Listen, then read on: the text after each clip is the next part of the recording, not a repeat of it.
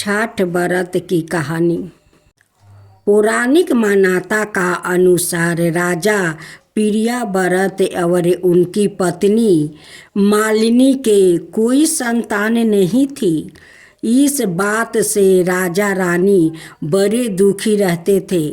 एक दिन उन्होंने संतान प्राप्ति के लिए महर्षि कश्यप से पुत्रष्टि यज्ञ करवाया। यज्ञ संपन्न होने के बाद महर्षि ने मालिनी को खीर दी।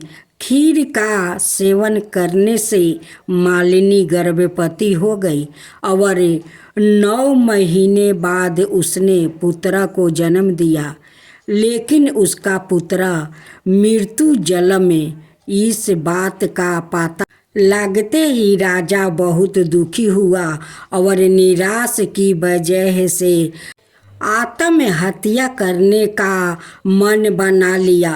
परंतु जैसे ही राजा ने आत्महत्या करने की कोशिश की, उनके सामने भगवान की मानस पुत्री देवसेना प्रकट हुए और उन्होंने कहा कि मैं षष्ठी देवी हूँ और मैं लोगों को पुत्र का सौभाग्य प्रदान करती हूँ।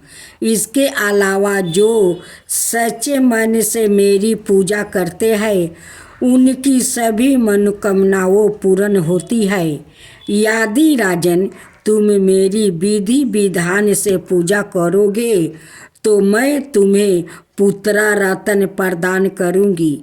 देवी की कहे अनुसार राजा प्रियव्रत ने कार्तिक शुक्ला की षष्ठी तिथि के दिन देवी षष्ठी की पूरे विधि पूर्वक पूजा की। इस पूजा के फल स्वरूप रानी मालिनी गर्भवती हुई और उन्होंने एक सुंदर पुत्र को जन्म दिया। तभी से छठ का पावन पर्व मनाया जाने लगा। अब दूसरा अध्याय सुने। एक मान्यता का अनुसार लंका पर विजय पाने के बाद राम राज्य की स्थापना के दिन कार्तिक शुक्ल षष्ठी को भगवान राम और माता सीता ने उपवास किया और सूर्य देव की पूजा की और सप्तमी को सूर्योदय के वक्त फिर से अनुष्ठान कर सूर्यदेव से आशीर्वाद प्राप्ति किया था। यही परंपरा अब तक चली आ रही है। अब सुने तीसरा अध्याय।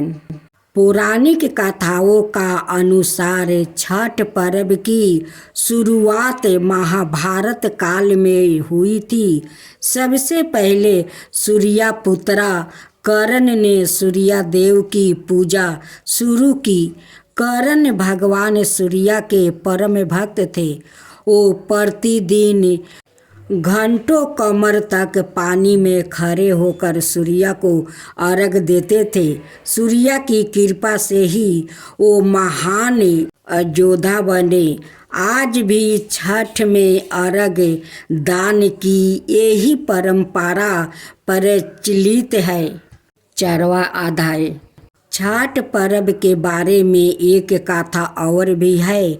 इसके अनुसार जब पांडवों अपना सारा राजपाट जुए में हार गया, तब द्रौपदी ने छठ व्रत रखा।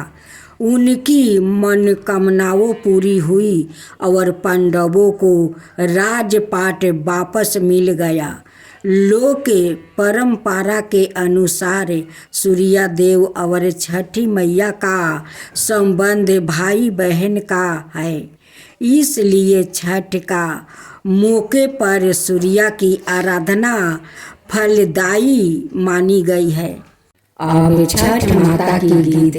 केरवा के पात